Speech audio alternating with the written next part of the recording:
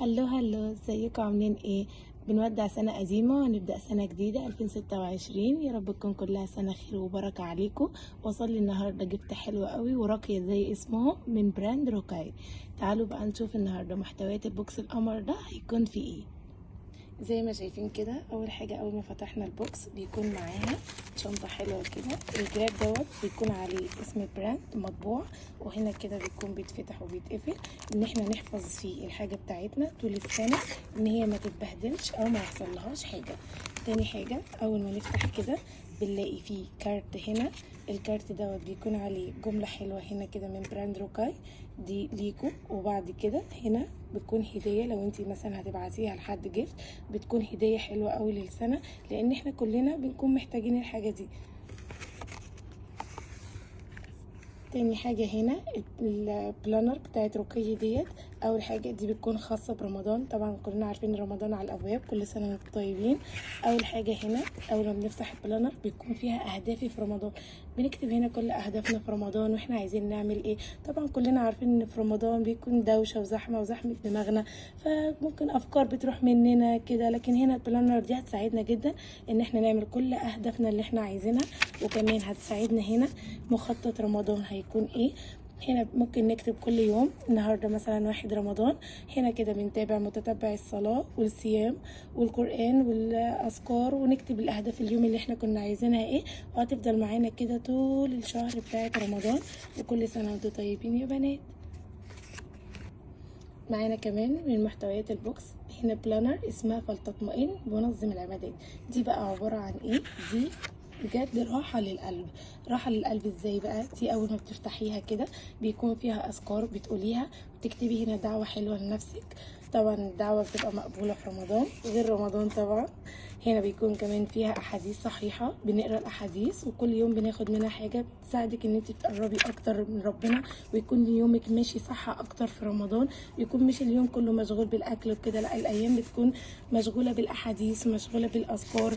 هنا كمان بيساعدك ان انت تعملي ايه العبادات بتاعت اليوم، تشوفي الورد اليومي بتاعك، بتكتبي رسائل لنفسك، بتكتبي الورد اليومي بتاعك، حفظتي ايه من القرآن، فاضلك ايه هتسمعيه. هنا كمان بيوصلك هنا في حاجة، هنا كمان بيكون فيها حاجات ان هي بيفكرك بالصلاة على النبي، بيفكرك ان احنا عندنا صدقة، بيفكرك ان احنا نشكر ربنا على النعم اللي عندنا.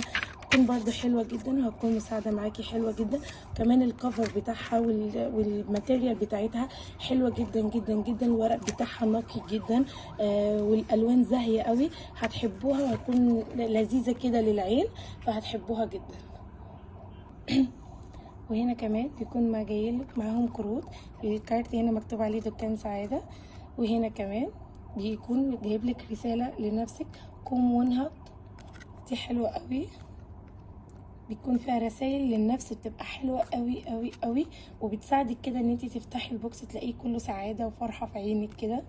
وكمان بيكون معاها بوك مارك ان انتي ممكن تقدري تستخدميه لو بتقري اي رواية اي قرآن اي حاجة، بتكون محطوطة فيه بوك مارك حلوة وشيك جدا وجميلة.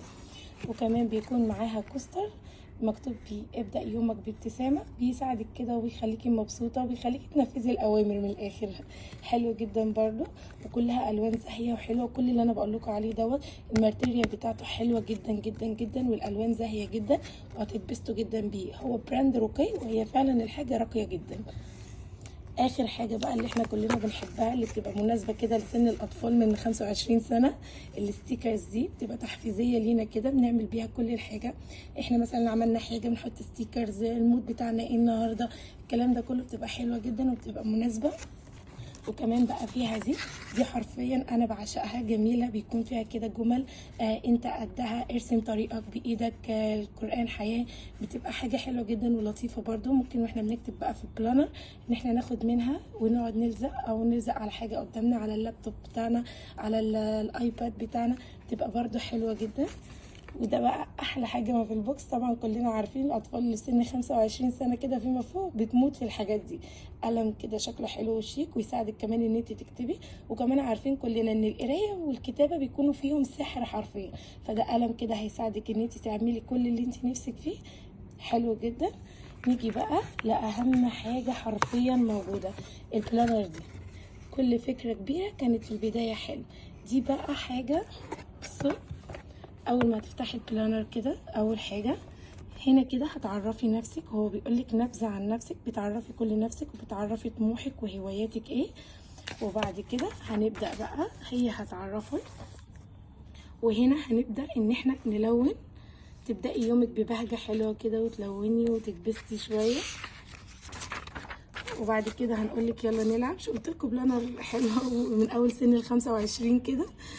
هنا هتبداي ان انت تلعبي وتفكي شويه عن نفسك. وبعد كده هنا البلانر هتبدا هي اللي تعرفك عن نفسها، وهي انت بتستخدميها ازاي، وفيها كل العادات وفيها الحاجات كلها بجد. يعني مش هتخليكي محتاجه حاجه، هترتب فكره دماغك حلو جدا، هترتب كل الافكار اللي بتبقى عندنا. بعد كده هي البلانر هتبدا تسالك انت مين، هتحسي ان انت مبسوطه وانت قاعده معاها، اكونك بتتكلمي فعلا مع حد. انت مين، هتبداي ان انت تتكلمي وتكتبي كل اللي انت نفسك فيه.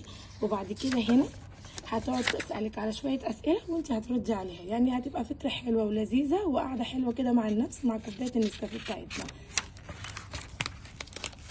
برضو بلانر هنا زي ما احنا شايفين كده كلها خلاص. نيجي بقى لأهم حاجة، هنا بقى تفريغ الأفراغ. هنا بقى أي مامي بقى دماغها مشغولة، أي بنوتة في الجامعة، أي حاجة، هنا بقى بتفرغي كل الأفكار وكل الدوشة اللي بتكون موجودة في دماغنا. وهنا كده بنكتب كل الحاجات اللي احنا بنبقى عايزينها. عندنا أهداف دراسية، عندنا صحية، عندنا عملية، شخصية، نفسية. بنكتب كل الأهداف اللي احنا بنبقى عايزها، ويا رب كل واحد يحقق أهدافه. وبعد كده هنا كل شهور السنة هنكتب كل شهر احنا نفسنا نكون هنعمل ايه، وان شاء الله تتحقق وتبقى بداية حلوة وسعيدة عليكم يا رب. نيجي بقى للحاجة اخر حاجة، ودي فعلا الطب زي ما بنقول معانا.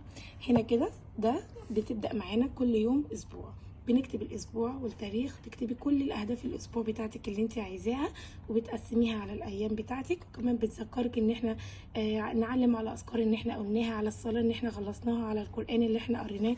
كمان بتقولك لو انت النهارده زرتي صله رحم، لو انت عندك صدقه في الاسبوع، بتدي نفسك كده من هنا تقييم للاسبوع بتاعك. فبجد حلوه حلوه حلوه حلاوه مش طبيعيه. وهنا كمان ممكن تكتبي المشتريات اللي انت عايزاها، المناسبات اللي عندك، عيد ميلاد، افراح، اي حاجه. وتكتبي كمان تحدي للاسبوع اللي انت هتكوني عايزه تعمليه، او ان انت تكوني مثلا بتتابعي عاده ليكي. وهنا مساحه للتدوين برده كده، شويه الافكار والكركبه اللي تبقى في دماغها كلها تتحط هنا قدامنا ان شاء الله تتحقق.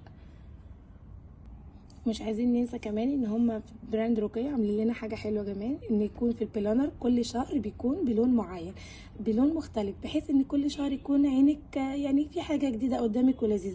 هنا مثلا شهر فبراير بتكتبي كل اهداف الشهر بتاعتك، وكمان بيكون هنا ليه زي مثلا نصيحه او تمرين هتعمليه او هدف ليكي هتعمليه، هي البلانر بيكون هديهولك.